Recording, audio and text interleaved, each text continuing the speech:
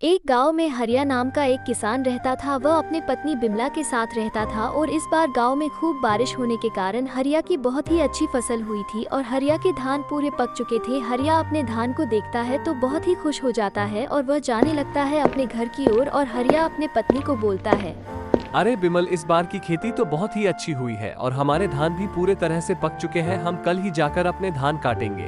अरे हाँ, आप सही बोल रहे हो। हम कल से अपने धान की कटाई स्टार्ट कर देंगे। अरे बिमला, इस बार इतनी अच्छी फसल हुई है कि हम 1 साल तक आराम से घर में बैठकर खाना खा सकते हैं। अब चलो, बहुत रात भी हो गई है, सो जाते हैं। कल सुबह जल्दी धान की कटाई करने चले जाएंगे। फिर हरिया और उसकी पत्नी दोनों सो जाते हैं और सुबह भी हो जाती है। अरे बिमला, उठो, सुबह हो गई है। अब चलो कुछ नाश्ता भी बना लो, क्योंकि हमको धान कटाई भी तो करना है ना। हाँ जी, मैं नाश्ता जल्दी से बना लेती हूँ, पर घर में तो पानी नहीं है पीने के लिए। बिमला, तुम नाश्ता बनाओ, मैं पानी लेकर आता हूँ। ये बोलकर हरिया पानी लेने चले जाता है और नल से पानी लेकर घर जाने लगता है। चलिए जी, मैंने नाश्ता बना लिया है। हम जल्दी से नाश्ता कर लेते हैं और फिर धान काटने चलेंगे। हाँ बिमल, ठीक है, नाश्ता ले आओ। और वो दोनों नाश्ता करके खेत की ओर चले जाते हैं और आज खूब मेहनत करते हैं और सारे धान काट लेते हैं। और आज रात भी हो चुकी थी बहुत ज्यादा, तो वो दोनों घर की ओर जाने लगते हैं और घर पहुंच जाते हैं।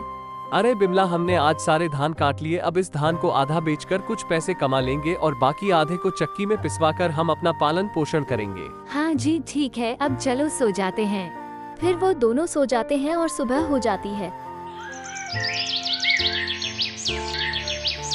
अरे बिमला, मैं जा रहा हूँ, धान को बेच कर आता हूँ। ठीक है जी, मैं भी घर का काम कर लेती हूँ। और हरिया अपने धान को लेकर एक सेठ के पास चले जाता है, पर वो सेठ बोलता है कि मैं इस बार धान नहीं ले पाऊंगा। मैंने दूसरी जगह से धान ले लिया है, तुम इसे कहीं और भेज दो। फिर हरिया अपने घर की ओर चले जाता है। अरे बिमला, मैं जिस सेठ के पास अपना धान बेचा करता था, वो सेठ इस बार किसी और से धान ले लिया है, तो अब मैं अपने धान को कहाँ बेचूंगा। अरे जी, आप क्यों टेंशन लेते हो? आप कल बाजार चले जाना और बाजार में जाकर बेच देना, क्योंकि बाजार में तो बहुत सारे लोग आते हैं, तो धान बिक जाएगा। अरे हाँ विमला, मैंने तो ये सोचा ही नहीं था। कल जाकर मैं बाजार में धान भेज दूंगा। दूसरे दिन हरिया अपने धान को लेकर बाजार की ओर चले जाता है और बाजार में एक जगह बैठकर ग्राहक की प्रतीक्षा करता है। फिर एक ग्राहक आता है और हरिया के सारे धान को खरीद लेता है और वो दोनों इस साल अच्छे से अपना पालन पोषण करते हैं।